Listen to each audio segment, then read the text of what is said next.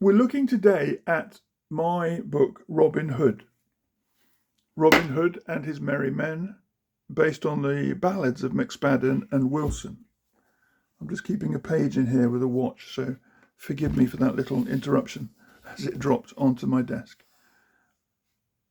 Previously, I read the introduction. Now I'm going to read you chapter 1, which is from the book Robin Hood and His Merry Outlaws, How Robin Became an Outlaw. So I'm going to leave that in there just to remind me where the chapter starts and particularly where it finishes. But let's have a look at, and I'm just going to take a coffee, How Robin Hood Became an Outlaw.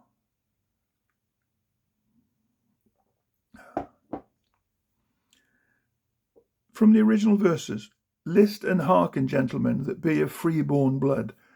I shall tell you of a good yeoman, his name was Robin Hood. Robin was a proud outlaw, while as he walked on the ground, so courteous an outlaw as he was one, was never none else found. In the days of good King Harry, the second of England, he of the warring sons, there were certain forests in the north country set aside for the king's hunting, and no man might shoot deer therein under penalty of death. These forests were guarded by the king's foresters, the chief of whom in each wood was no mean man, but equal in authority to the sheriff in his walled town, or even to my Lord Bishop in his abbey. One of the greatest of royal preserves was Sherwood and Barnesdale forests, near the two towns of Nottingham and Barnesdale. Here for some years dwelt one Hugh Fitzooth as head forester, with his good wife and little son, Robert. The boy had been born in Locksley Town in the year 1160, stern records say, and was often called Locksley or Rob of Locksley. He was a comely, well-knit stripling, and so, as soon as he was strong enough to walk, his chief delight was to go with his father into the forest. As soon as his right arm received thew and sinew, he learnt to draw the longbow and speed a true arrow, while on winter evenings his greatest joy was to hear his father tell of bold Will o' the Green, the outlaw, who for many summers defied the king's foresters and feasted with his men upon king's deer. And on other stormy days the boy learnt to whittle out a straight shaft for the longbow and tip it with grey goose feathers. The fond mother sighed when she saw the boy's face light up at these woodland tales.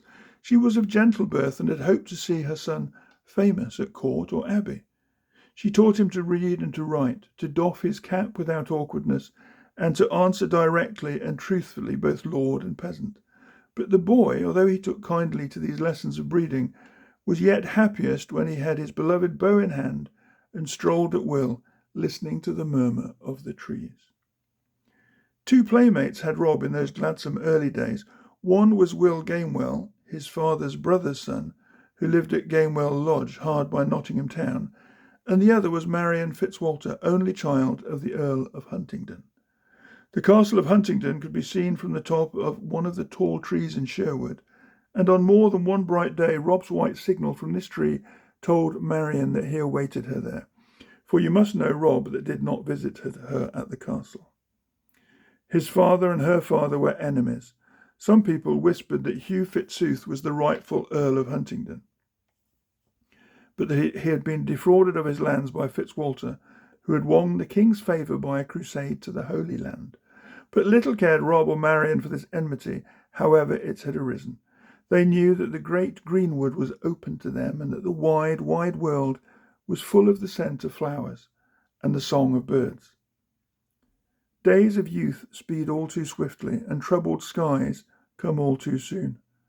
Rob's father had two other enemies besides Fitzwalter in the persons of the lean Sheriff of Nottingham and the fat Bishop of Hereford. These three enemies one day got possession of the king's ear, and whispered therein to such good or evil purpose that Hugh Fitzooth was removed from his post of king's forester. He and his wife and Rob, then a youth of 19, were descended upon during a cold winter's evening, and dispossessed without warning. The sheriff arrested the forester for treason, of which, poor man, he was as guiltless as you and I, and carried him to Nottingham jail. Rob and his mother were sheltered overnight in the jail also, but next morning were roughly bade to go about their business. Thereupon they turned for succour to their only kinsman, Squire George of Gamewell, who sheltered them in all kindness. But the shock and the winter's night journey proved too much for Dame Fitzooth. She had not been strong for some time before leaving the forest. In less than 2 months she was no more.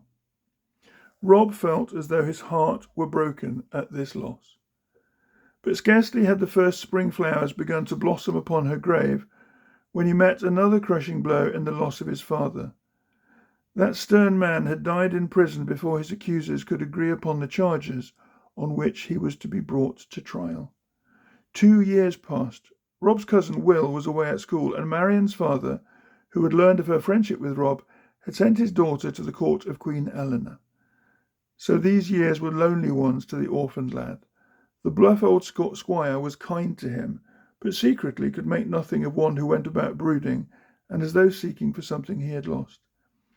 The truth is that Rob missed his old life in the forest no less than his mother's gentleness and his father's companionship.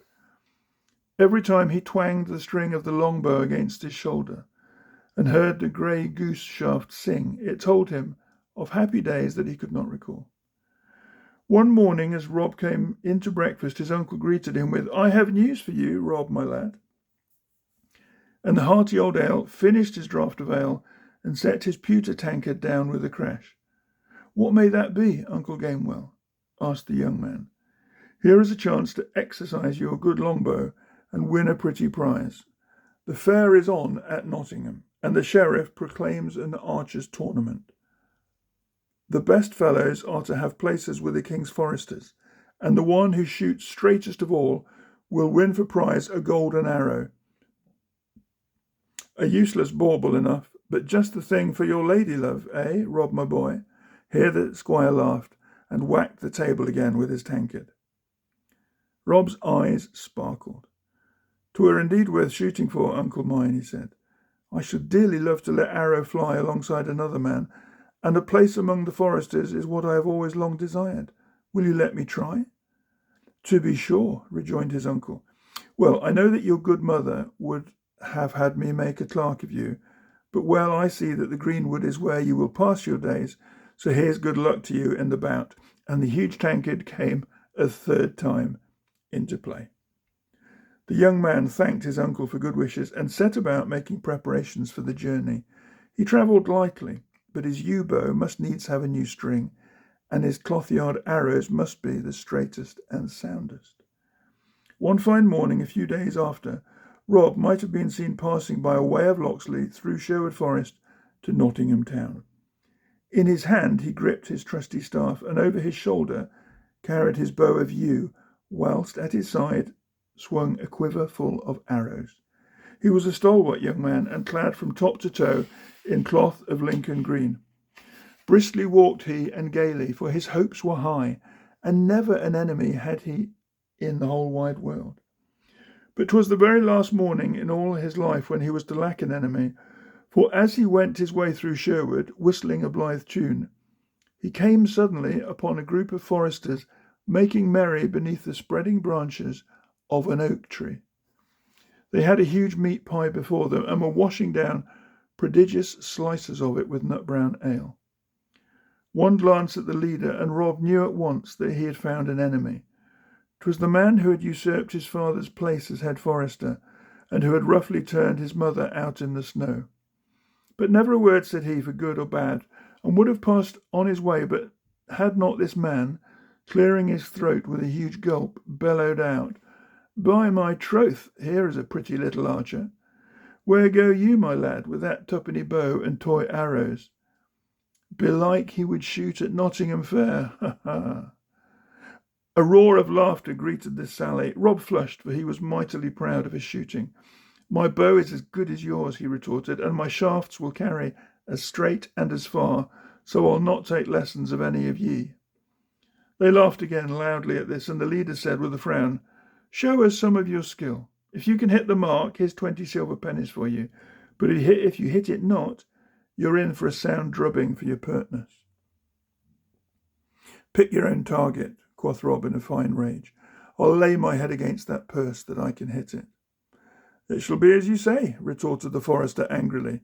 Your head for your sauciness, that you hit not my target. Now, at a little rise in the wood, a herd of deer came grazing by, distant full 50 yards. They were king's deer, but at that distance seemed safe from any harm. The head forester pointed to them. If your young arm could speed a shaft for half that distance, I'd shoot with you. Done, cried Rob. My head against 20 pennies. I'll call yon fine fellow in the lead of them to breathe his last.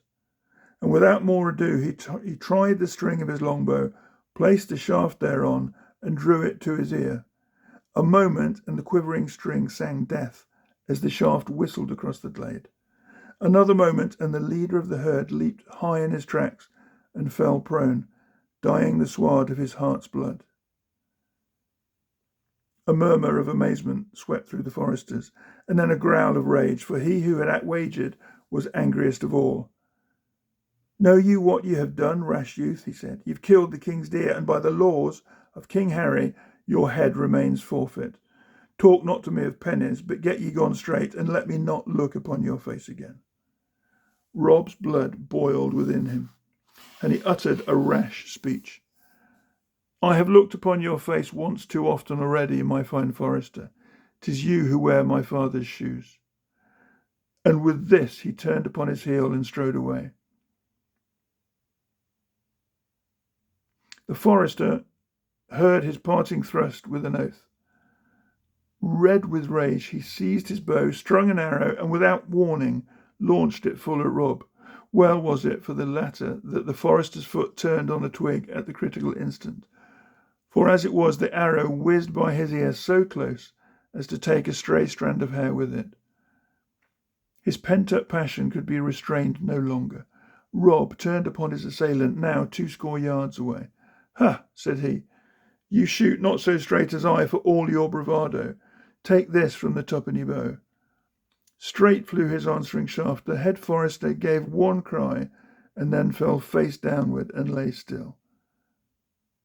With angry shouts, the foresters crowded round their chief, only to find he was past all aid. His life had avenged Rob's father, but the son was outlawed. Forward he ran through the forest, before the band could gather their scattered wits, still forward into the great greenwood. The swaying trees seemed to open their arms to the wanderer and to welcome him home. Toward the close of that same day, Rob paused, hungry and weary, at the cottage of a poor widow who dwelt upon the outskirts of the forest. Now this widow had often greeted him kindly in his boyhood days, giving him to eat and drink, so he boldly entered her door. The old dame was right glad to see him, and baked him cakes in the ashes, and had him rest and tell her his story. Then she shook her head. "'Tis an evil wind that blows through Sherwood," she said.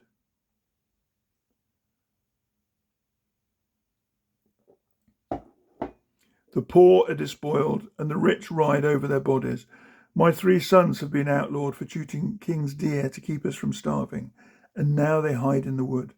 They tell me that 20 of as good men as ever drew bow are in hiding with them." "Where are they, good mother?" cried Rob. "By my faith, I will join them." "Nay, nay," replied the woman at first, but when she saw that there was no other way, she said, "My sons will visit with me tonight. Stay you here and see them if you must." So Rob stayed willingly to see the widow's sons that night, for they were men after his own heart. And when they found that his mood was with them, they made him swear an oath of fealty, and told him the haunt of the band, a place he knew right well. Finally, one of them said, "But the band lacks a leader, one who can use his head as well as his hand. So we have agreed that he who has skill enough to go to Nottingham and Outlaw and win the prize at archery shall be our chief." Rob sprang to his feet. "Said in good time," cried he, "for I had started to that selfsame fair, and all the foresters and all the sheriff's men in Christendom shall not stand between me and the centre of their target."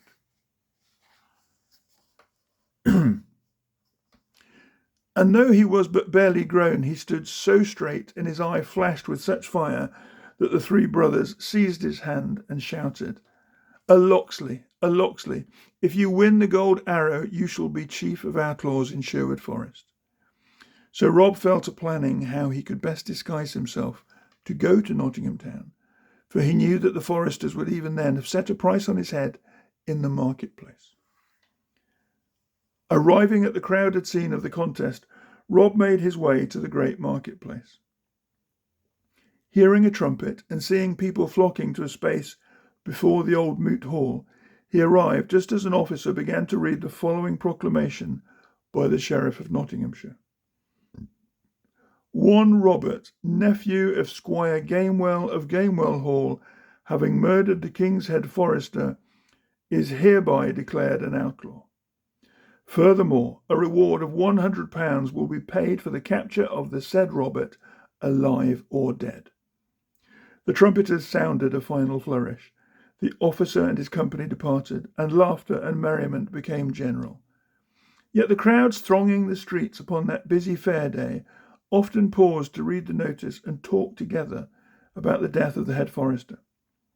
But what with wrestling bouts and bouts with quarter-staves and wandering minstrels, there came up so many other things to talk about that the reward was forgotten for the nonce, and only the foresters and sheriff's men watched the gates with diligence, the sheriff indeed spurring them to effort by offers of largesse. His hatred of the father had descended to the son. The great event of the day came in the afternoon. It was the archers' contest for the golden arrow, and 20 men stepped forth to shoot. Among them was a beggar-man, a sorry-looking fellow, with leggings of different colours and brown, scratched face and hands. Over a tawny shock of hair, he had a hood drawn, much like that of a monk. Slowly he limped to his place in the line, while the mob shouted in derision. But the contest was open to all comers, so no man said him nay. Side by side with Rob, for it was he, stood a muscular fellow of swarthy visage, and with one eye hid by a green bandage.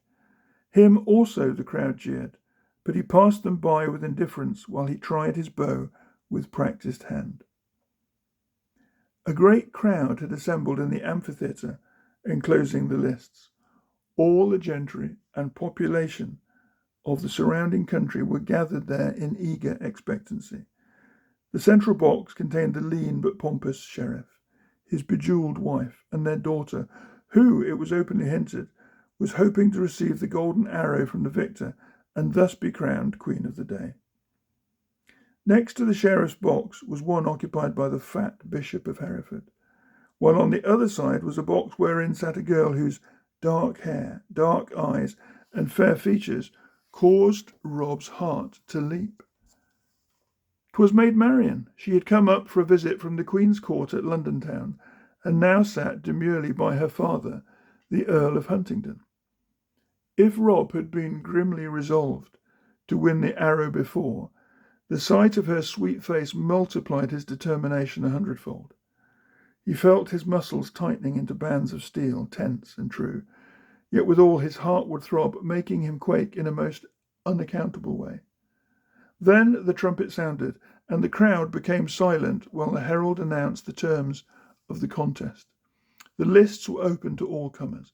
The first target was to be placed at 30 ells distance, and all those who hit its centre were allowed to shoot at the second target, placed 10 ells farther off.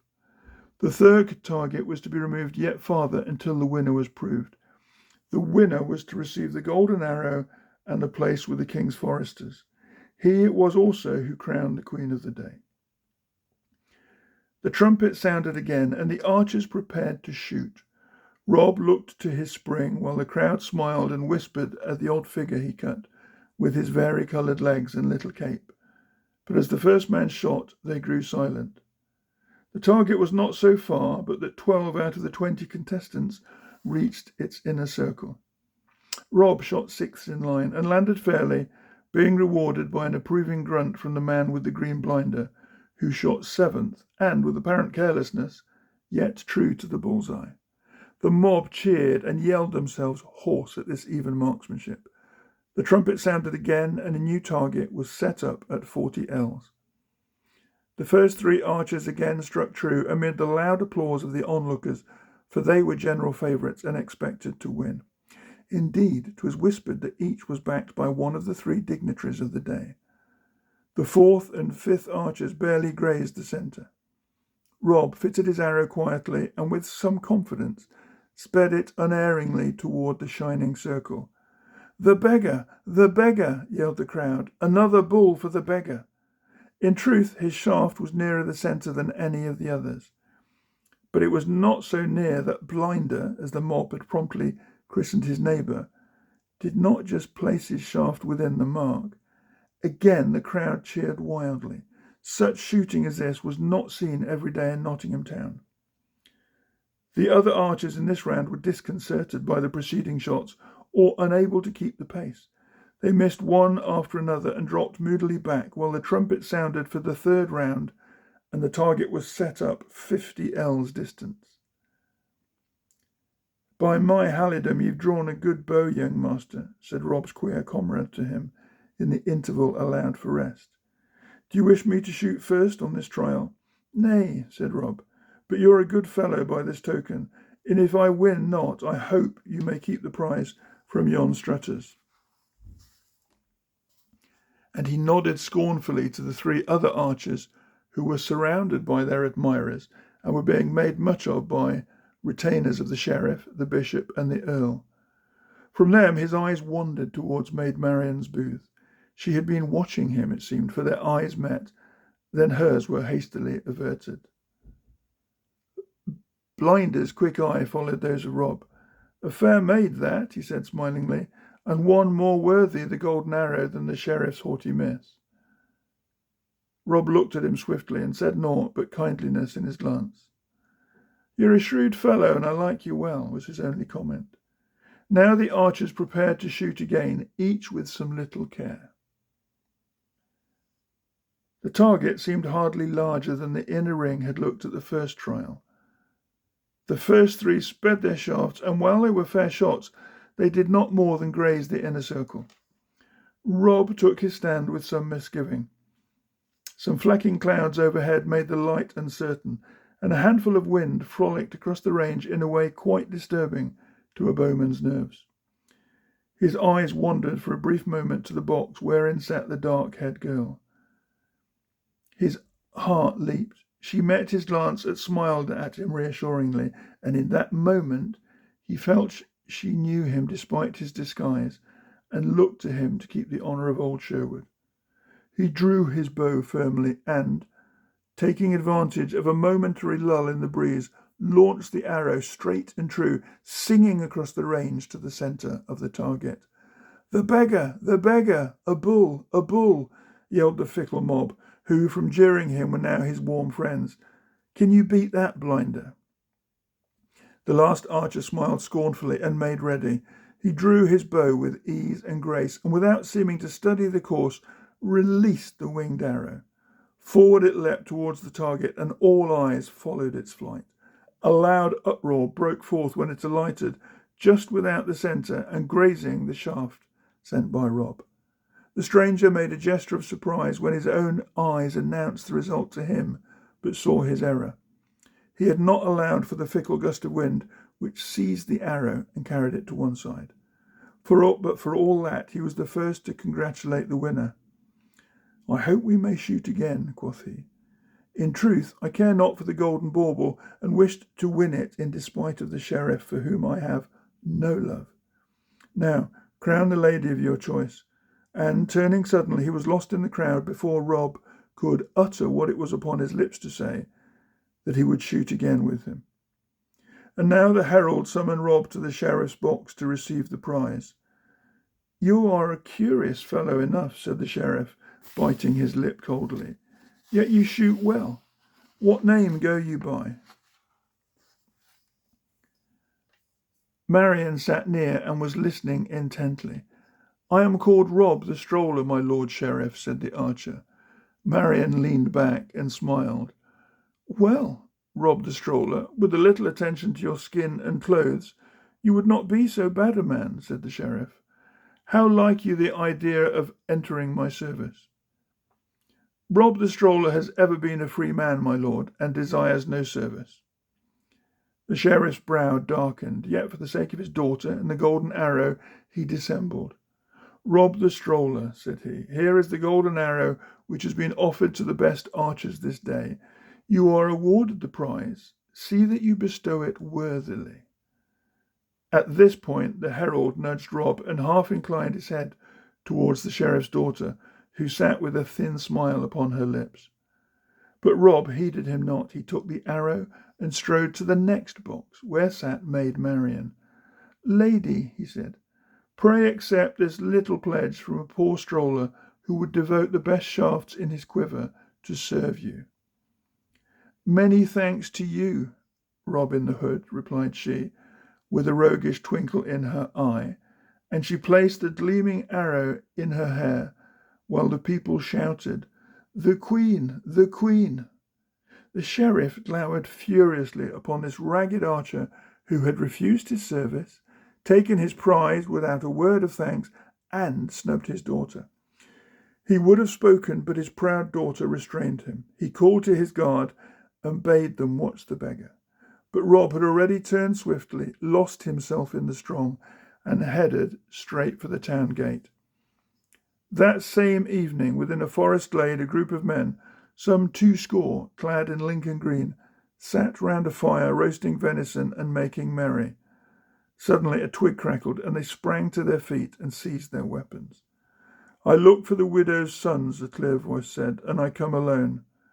Instantly the 3 men stepped forward. "'Tis Rob," they cried. "Welcome to Sherwood Forest, Rob." And all the men came and greeted him, for they had heard his story. Then one of the widow's sons, stout Will, stepped forth and said, "Comrades all, ye know that our band has sadly lacked a leader, one of birth, breeding, and skill. Belike we have found that leader in this young man. And I and my brothers have told him that you would choose the one who would bring the sheriff to shame this day and capture his golden arrow. Is it not so?" The band assented, and Will turned to Rob. "What news bring you from Nottingham town?" asked he. Rob laughed. "In truth, I brought the sheriff to shame for mine own pleasure, and won his golden arrow to boot. But as to the prize, ye mustn't take my word, for I bestowed it upon a maid." And seeing the men stood in doubt at this, he continued, "But I'll gladly join your band, and you take me as a common archer, for there are others older and mayhap more skilful than I." Then stepped one forward from the rest, a tall, swarthy man, and Rob recognized him as the man with the green blinder. Only this was now removed, and his freed eye gleamed as stoutly as the other one. "Robin the Hood, for such the lady called you," said he. "I can vouch for your tale. You shamed the sheriff, e'en as I had hoped to do. And we can forgo the golden arrow, since it is in such fair hands. As to your shooting and mine, we must let future days decide. But here I, Will Stuteley, declare that I will serve none other chief save only you." Then good Will Stuteley told the outlaws of Rob's deeds, and gave him his hand of fealty. And the widow's sons did likewise, and the other members every one right gladly, because Will Stuteley had heretofore been the truest beau in all the company. And they toasted him in nut brown ale, and hailed him as their leader by the name of Robin Hood. And he accepted that name because Maid Marian had said it. By the light of the campfire, the band exchanged signs and passwords. They gave Robin Hood a horn, upon which was to blow to summon them. They swore also that while they might take money and goods from the unjust rich, they would aid and befriend the poor and the helpless, and that they would harm no woman, be she maid, wife, or widow. They swore all this with solemn oaths whilst they feasted about the ruddy blaze under the greenwood tree. And that is how Robin Hood became an outlaw.